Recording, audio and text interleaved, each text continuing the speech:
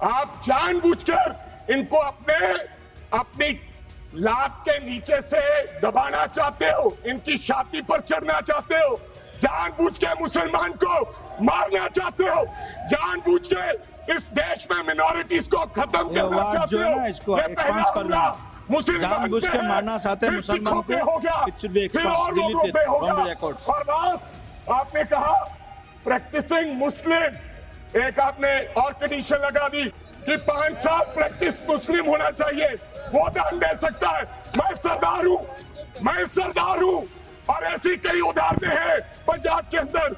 अगर किसी मुस्लिम के पास कब्रिस्तान नहीं था तो सरदारों ने अपनी जमीन देके कब्रिस्तान बनाए। ये कौन सा अधिकार है कि मैं किसी को चीज दान देना चाहता हूं? और इसको कौन बताएगा? रिजू साहब ये बताएंगे कि ये प्रैक्टिसिंग मुस्लिम है या नहीं है। ये सरासर अन्याय है। कल को श्रोमणी गुरुद्वारा प्रबंधक कमेटी 1925 का सिखों का जो एक्ट है, आप उसमें भी संशोधित करेंगे। आपको लगता है पहले मुस्लिम मारेंगे, फिर सिख मारेंगे, फिर क्रिश्चियन मारेंगे? ये आपकी सोच है। मुसलमान को अगर आपके बस में करना है, ये आरएसएस की नीति नहीं अपनाएगा जितनी देर आप इनकी सांस प्रणाली बंद नहीं करोगे। अगर वक्फ बोर्ड नहीं छीनोगे, अगर जमीनें नहीं छीनोगे, तब तक मुसलमान आपके सामने झुकने वाला नहीं है। जैसा आपने पंजाब में करने की कोशिश की, किसान झुका नहीं, पंजाब के लोग नहीं झुके, सिख नहीं झुके, तो आपने एमएसपी का झगड़ा आज तक डाला हुआ है कि किसान की सांस प्रणाली बंद कर दो तो पंजाब अपने आप झुक जाएगा। आर्थिक जब झुक जाएगा तो हमारी ईन मान लेगा और हमारे साथ आ जाएगा। भाई धन्यवाद सर, आपने मेरे को बोलने का अवसर दिया। मैं ज्यादा रेपिटेशन ना करते हुए सीधा बिल का विरोध करने के लिए खड़ा हुआ हूं। मैंने आज देश के गृह मंत्री का अच्छे तरीके से भाषण सुना और उन्होंने बार बार एक ही बार को 2-3 बातों को ज्यादा जोर दिया। एक तो उन्होंने कहा कि विरोधी दल भ्रम फैला रहे हैं, मुसलमानों के बीच डर फैला रहे हैं। ये हमने फैलाया हुआ डर नहीं है। जब देश के मुसलमान को लगा कि देश में बीजेपी में 240 संसदों में एक भी मुसलमान सांसद नहीं है, हमारे लिए जगह नहीं है, तो वो डरने लगा। जब आपने कब्रिस्तान की बात की, आपने शमशान घाट की बात की, तो वो डरने लगा। जब गोधरा हुआ, जब मुजफ्फरनगर हुआ, जब दिल्ली हुआ, जब हरियाणा मेवात में दंगे हुए, तो देश का मुसलमान डरने लगा। और फिर क्या कहा गृह मंत्री साहब ने? आज गृह मंत्री साहब ने कहा कि 2013 का बिल अगर नहीं आता, यूपीए नहीं लेकर आती, तो आज इस बिल की जरूरत नहीं थी। क्यों बिल लाए?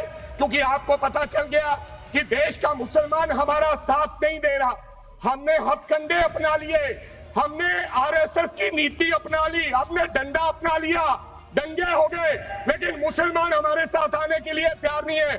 फिर आपको पता चला, आपने एक और अंकड़ा दिया, आपने कहा 1913 से 2013 तक केवल 18 लाख मुसलमानों का जमीन था और 2013 से अब तक 21 लाख और हो गया, यानी कि 39 लाख टोटल जमीन हो गया। तो आपको किसी ने समझाया मुसलमान को अगर आपके बस में करना है, ये आरएसएस की नीति नहीं अपनाएगा जितनी देर आप इनकी सांस प्रणाली बंद नहीं करोगे। अगर वक्फ बोर्ड नहीं छीनोगे, अगर जमीनें नहीं छीनोगे, तब तक मुसलमान आपके सामने झुकने वाला नहीं है। जैसा आपने पंजाब में करने की कोशिश की, किसान झुका नहीं, पंजाब के लोग नहीं झुके, सिख नहीं झुके, तो आपने एमएसपी का झगड़ा आज तक डाला हुआ है कि किसान की सांस प्रणाली बंद कर दो तो पंजाब अपने आप झुक जाएगा। आर्थिक जब झुक जाएगा तो हमारी ईन मान लेगा और हमारे साथ आ जाएगा।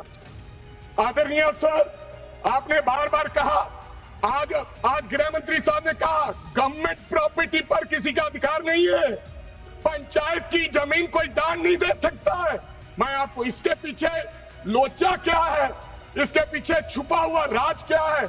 1947 में जब बंटवारा हुआ था, 47 से लेकर 1954 तक सारी प्रॉपर्टी गवर्नमेंट के नाम हो गई थी। उसके बाद 1954 में एक्ट बना, तो वो एक्ट में सर्वे हुआ 1961 टू 1970। सर्वे किसने किया? कलेक्टर ने। अगर पंजाब की, हरियाणा की, हिमाचल की बात करूं तो डिविजनल कमिश्नर अंबाला बैठते थे, उन्होंने सर्वे किया, तहसीलदारों ने सर्वे किया, तो वक्फ बोर्ड को ये जमीन देने का काम किया। अब क्या हो गया? जैसे राहुल गांधी कर्नाटक में भाषण देते हैं, गुजरात में मुकदमा दर्ज होता है, सजा हो गई। गवर्नमेंट की प्रॉपर्टी तो 1947 और 1954 में तो सारी प्रॉपर्टीज गवर्नमेंट की थी। अब एक बंदा खड़ा होगा तो वो कहेगा कि यहां पर ये गवर्नमेंट की प्रॉपर्टी है, डिस्प्यूट होगा, तो आप वक्फ बाय यूजर का अधिकार खत्म कर दोगे कि ये तो जमीन गवर्नमेंट की थी, आप उसकी जमीन छीन लोगे।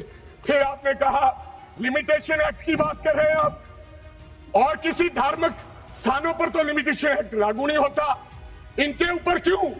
आप जानबूझकर इनको अपनी लात के नीचे से दबाना चाहते हो, इनकी छाती पर चढ़ना चाहते हो, जानबूझ के मुसलमान को मारना चाहते हो, जानबूझ के इस देश में मिनॉरिटीज को खत्म करना चाहते हो। इसको ये पहला हमला मुसलमान जानबूझ के मारना चाहते हैं मुसलमान पे हो गया, फिर और लोगों पे होगा।